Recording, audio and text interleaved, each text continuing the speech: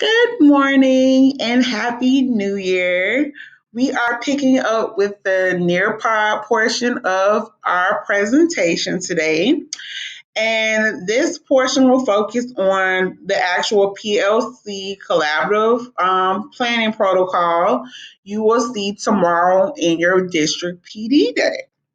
Now, what this is going to do is going to actually explain what we're doing here at Stockbridge with that particular overview and the whole purpose and goal of what we're doing here at the bridge is to focus on instructional planning because we do the data analysis, I tend to see, and we get caught up in the semantics of the test that we never really get to those instructional planning conversations, which are the most important conversations to have because they focus on the kids. So what we are going to do is I'm going to kind of take you through a couple of slides and show you how Stockbridge simplify the process. Then I'll show you exactly what you'll see tomorrow, but then how we sit here and we tailored it for Stockbridge High School. And then, of course, I'll show you exactly where you can find these documents, and then we'll be done. So let's get started. All right, so what we did, it's the district, of course, this is all about the collaborative protocol that the district is pushing. But what we try to do is break it down into three simple steps. The first step is, of course, pre work. This is the work that you will do as an individual teacher. Now, before I even get any deeper, I want to tell everybody you are still using and utilizing the same PLC forms that we have used prior to this whole so called change. It's still the same process, but how the district is putting it is they're trying to make a uniform process where people are thinking about the same thing. So they have a lot of different kind of guiding thinking questions to make you reflect as a PLC. So the first thing that we're going to focus on, as you can see that I mentioned in the PD schedule in February, is pre-work. We're going to take each part and go kind of slow and make sure that we're doing each part with fidelity. So by the end of the semester, and going into next school year, we'll have our PLC process down so tight that they may not come back into our schools. That's the goal. So let's just like I said, focus on that for February. Step two would be the actual data analysis with your actual PLC team. And we'll be looking at that specifically in March. Then step three would be the most important part that I feel like is always missing in this process is instructional planning. And in April, you'll actually have an administrator look deeply into your instructional planning to make sure that the pre-work and the data analysis was all integrated into what you actually planned out for your students. And in May, we'll actually have a reflection of the whole process to make sure that it's all coming together and that all PLCs, especially those in critical areas, are the process is being done with fidelity and it's uniform across the board. All right, so on this slide, I am going to do a quick comparison of what the district is actually going to show you guys tomorrow, and then kind of how we rearrange it for Stockbridge so we can make sure that we key in on that instructional planning part so that we can really impact the students with what we see in the data.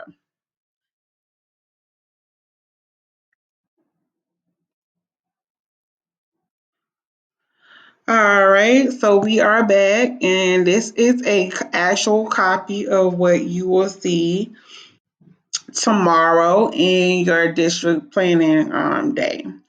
So this is the form that they will actually give you. And like I said, it's full of guiding questions. And from my understanding, you are expected to type on this document. But like I said, I kind of stop bridge it up as I always do. So you'll type on the document that I have put pretty much in everybody's PLC folder. So the first section is pretty much some questions to think about when you talk about effective collaborative planning. And they have these questions here at the top. And like I said, I'm just going to give you an overview because they're going to go over it tomorrow. Here you have the date, grade level, content area, team members present, and they want to have an administrator there to be your facilitator to help that make sure that the process is running smoothly. You also have here where they start off with pre-work, and this is where you actually do a lot of work um, prior to actually meeting with your PLC. So these questions here, where it says when planning for upcoming standards, contents, analyze the HTLS, are questions you would think about before you even think about just planning in general. The next section is actually where you start doing some actual work as a teacher, looking at your own individual like data. And so here, these are forms that we have already used. I'll show them to you once I get to the next the Stockbridge slide, but just to refresh your memory, these are the individual teacher analysis form and the individual teacher planning form. Next down here, you have preview for summative performance assessment. And it's pretty much asking you more questions again. How do we actually know when students achieve mastery? And they want you to think about these questions at the beginning of a unit, week, or starting a new content.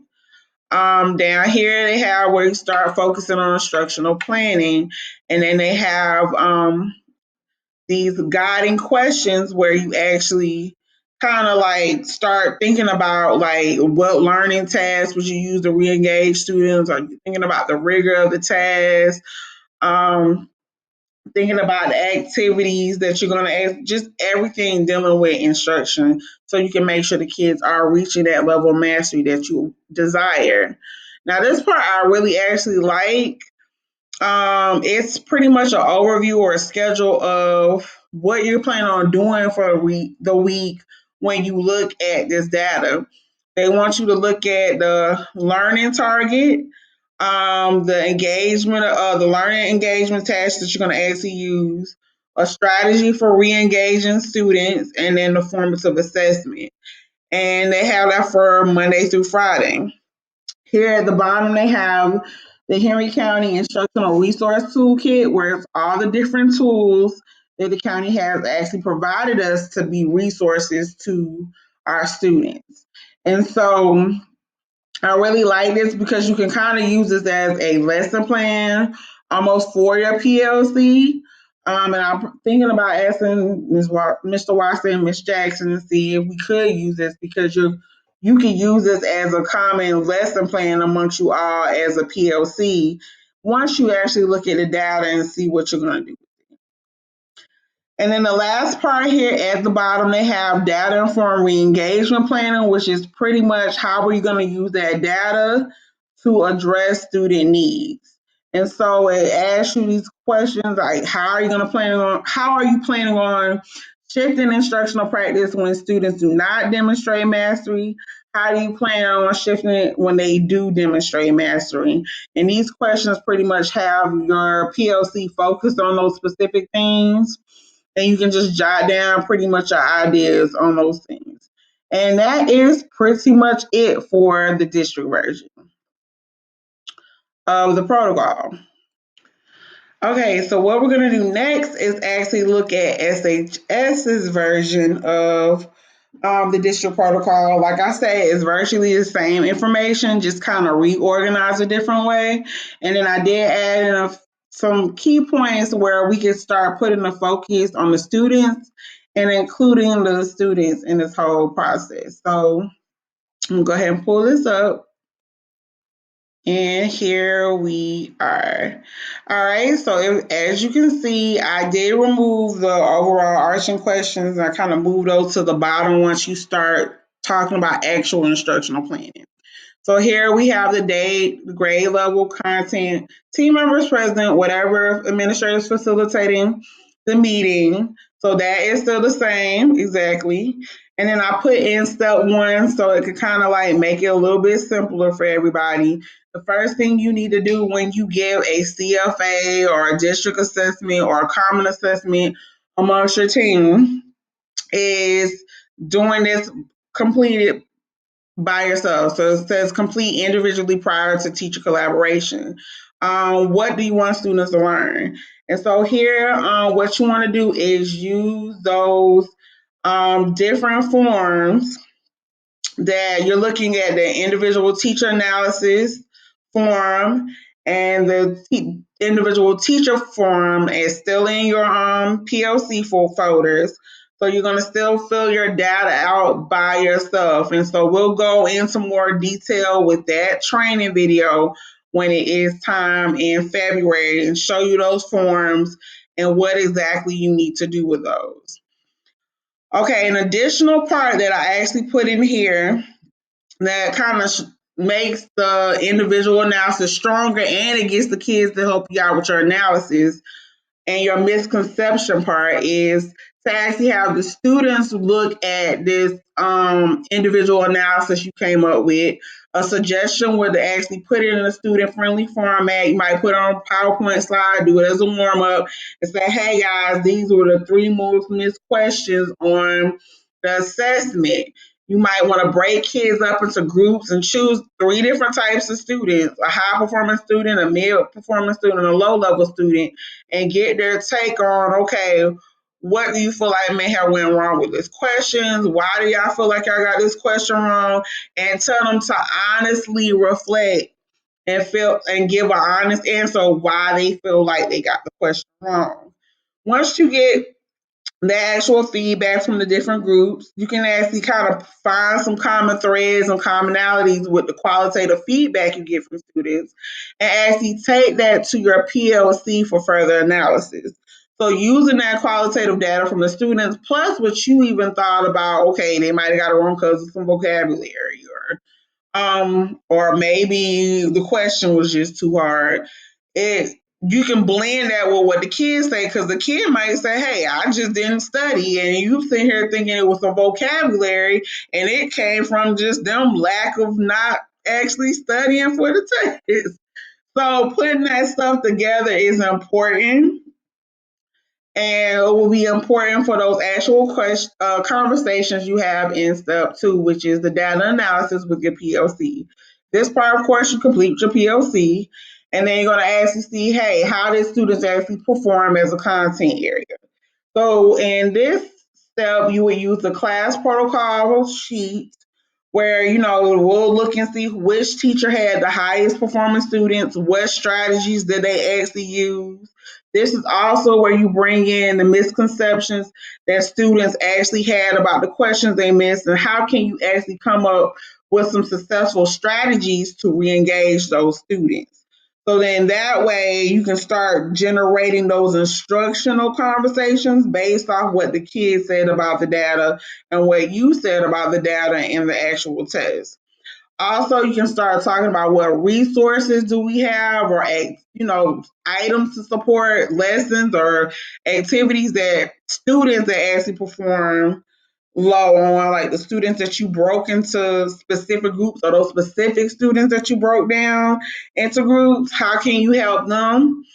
And then what kind of extended learning opportunities can you provide for those kids that actually did good? Like, how can we utilize them in the whole process? All right, so that's step two. Step three is the most important part, like I said to me, and that we kind of leave out. But some of these questions that we kind of move here kind of help generate the conversation into step three as far as how we're going to plan our instruction. Um, Hopefully, like I said, if you already come with your pre-work done, the data analysis discussion shouldn't really take that long because we kind of already know where the conversations need to be targeted. Um, So here what you would start off is, okay, what instructional strategy do you think we need to use for learning engagement that will lead to student mastery? How would these tasks align to rigor? So how would you bring rigor into each engagement or activity you're thinking about? How would you actually check for understanding their instruction? Which instructional activities could be used for re-engagement? And how can you use those instructional strategies to address the kids in small groups that were highlighted in your individual analysis? So those are some things to start really thinking about, to pull in some actual things that the teacher's done and pulling in, maybe even if you had a conversation here about the teacher who actually had the highest performing class, you could probably start generating some overall ideas that you guys can use as a PLC to go kind of here. Like I said, here it is, the same little weekly overview of like kind of the learning targets, the learning standards, the engagement tasks that you guys decide to use, and whatever formative assessment that you were planning. And like I said, to me, this is almost like a mini lesson plan that you would use as a content area, because these are things that we're doing as a common unit to make sure that we address the flaws or the discrepancies in whatever assessment that we gave to the student. So, like I said, we'll see if we can use these as lesson plans, because this part is like probably the coolest part out of the whole process to me. All right, down here, I pulled together some of those other sections that you saw before as a looking ahead thing, because with these we're talking about kind of just re-engagement, but you can still blend in the next formative assessment, the next summative assessment, performance assessment within all these re-engagement strategies.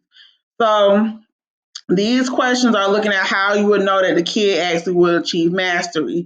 So here on the district's form, this is at the top, but I brought this down in the instructional, this is like kind of in the pre-work section, but I brought this down in the instructional planning work section because you're still kind of using this as pre-work for the next assessment. So the next time you give another assessment, you go ahead and pull out the academic language, the foundational knowledge and skills, maybe what you feel like might be some misconceptions that pull up. What would probably the proficient and distinguished learners need to know according to those achievement level descriptors? Go ahead and have those things kind of planned out for really not just the formatives, just your instruction period.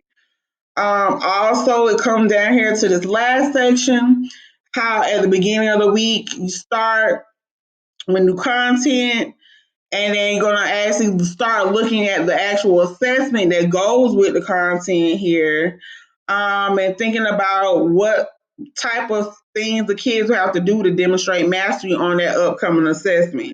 So these questions I felt like were better to go with the instructional planning and kind of where the district kind of had them like mixed in a little bit, because these are questions you're going to think about when planning out your lessons for the next upcoming formative or the next upcoming unit.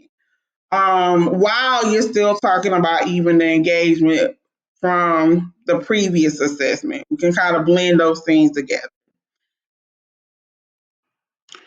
Okay, and where can I find these PLC protocols?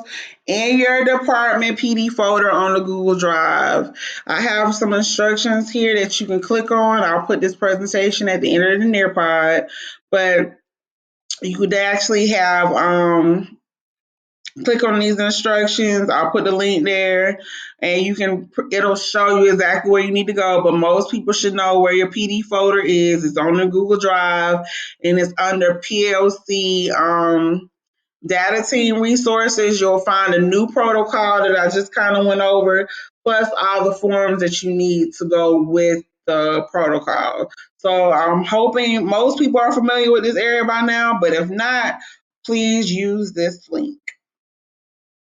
And if that is the end of our presentation or our overview. So if you have any questions, comments, concerns, please see anybody on the administrative team, your specific administrator, anything specific to this video or what I kind of laid out, you can definitely ask me. We are all here to help, and I hope that you have a happy new year, great start, and go into the new year with a positive, grand attitude. Bye.